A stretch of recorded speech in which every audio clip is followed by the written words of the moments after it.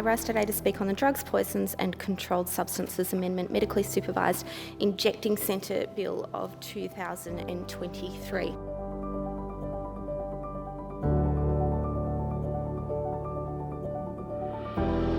This model can work.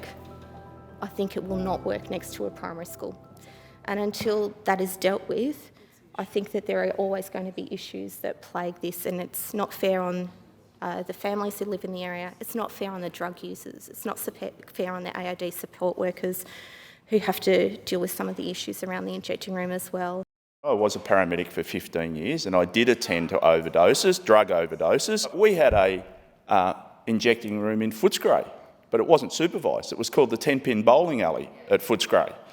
And I remember a specific case that I attended to, which was a young woman, a 30-year-old woman, who injected herself in the toilets in the 10-pin bowling alley at Footscray, but unfortunately she never came out of that cubicle alive. The Richmond Supervised Injecting Facility has successfully managed over 6,000 overdoses. Without the centre, that would have been 6,000 overdoses that happened on the street, each requiring at least one, most likely two ambulance resources to be dispatched, and spending at least an hour trying to revive the patient.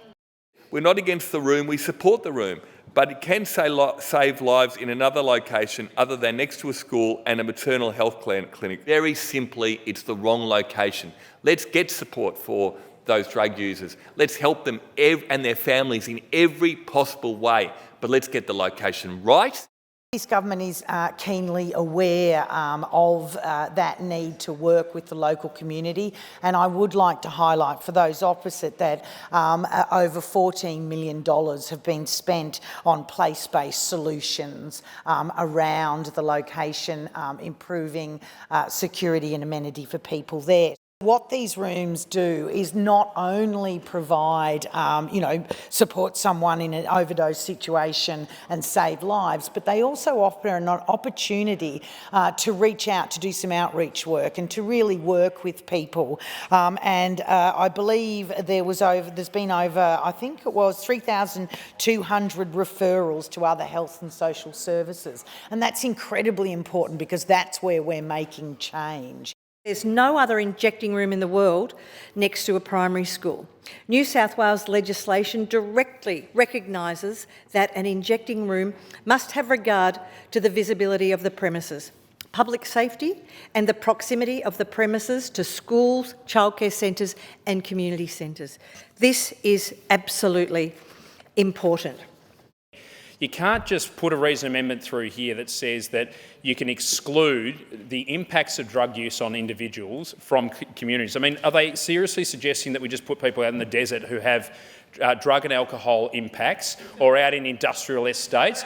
The Victorian Alcohol and Drugs Association highlighted the statistics to us recently in terms of overdoses across the state. And in terms of Metro Melbourne, they have not changed in recent years. They haven't dropped dramatically as a result of the medically supervised injecting room. There is overwhelming evidence to show that the medically supervised injecting room saves lives and provides pathways out of drug dependence for people who use injecting drugs. It is on that basis that the Greens support this bill, which will enable the Safe Injecting Room to continue its work into the future. Our policy established Australian first hydromorphone program that would treat serious drug addiction based on European best practice and would offer the best possible treatment to reduce crime and end the cycle of illicit drug addiction. This policy would shift Victoria's approach to drug addiction to a true health-based model by introducing a supervised injectable opioid treatment at a major metropolitan hospital in Melbourne. Under existing legislation and regulations, pregnant women, individuals aged under 18, people who are subject to certain court orders, and individuals who would like someone else to inject the heroin are not allowed to go into the service. And so they're effectively denied the resuscitation.